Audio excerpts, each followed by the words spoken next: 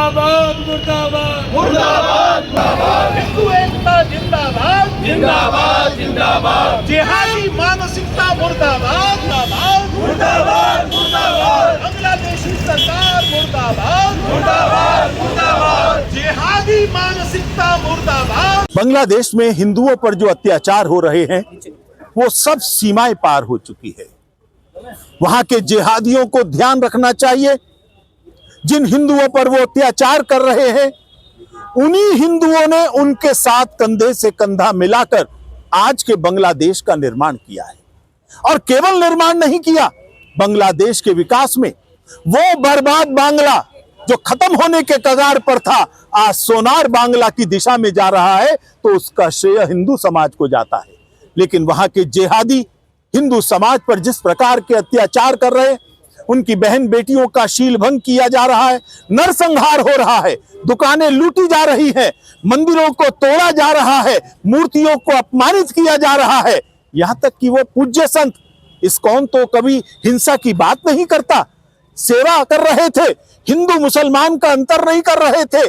Corona period में लाखों लोगों को भोजन कराते थे जिसमें मुसलमान भी शामिल था। जिनका नमक खाया आज वो उन्हीं पर अत्याचार कर रहे हैं।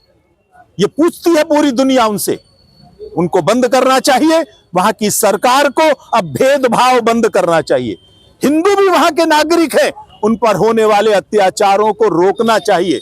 भारत सरकार से हमारा निवेदन है, समस्त कूटनीतिक राजनीतिक संसाधनों का प्रयोग करें, वहां की सरकार को मजबूर करें, हिंदुओं पर होने वाले अत्याचार रोकें। हम यूएनओ से निवेदन करेंगे।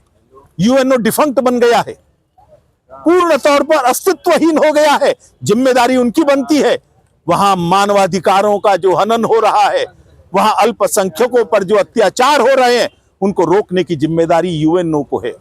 नहीं मानते, शांति सेना भेजनी पड़े तो भेजे, लेकिन अब हिंदुओं पर होने वाले अत्याचार किसी हालत में स्वीकार नहीं होंगे। मैं बधाई देता हूं हिंदू को वहां के, उसने पलायन नहीं किया, पलायन नहीं पराक्रम, यह संकल्प लिया, वहां अड़ा है, वहां खड़ा है, वहां लड़ रहा है।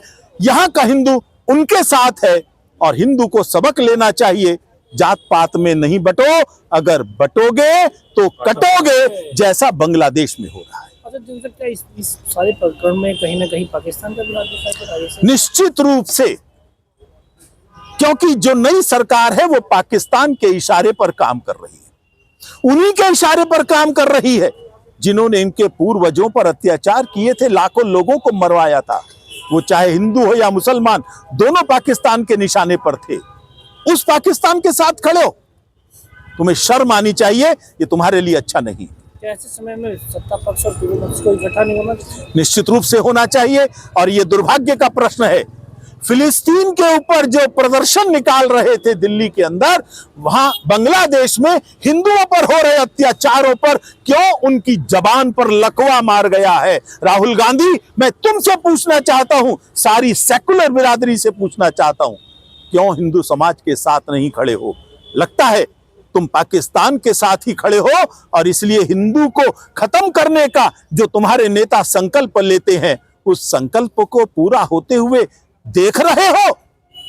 देश माफ नहीं करेगा।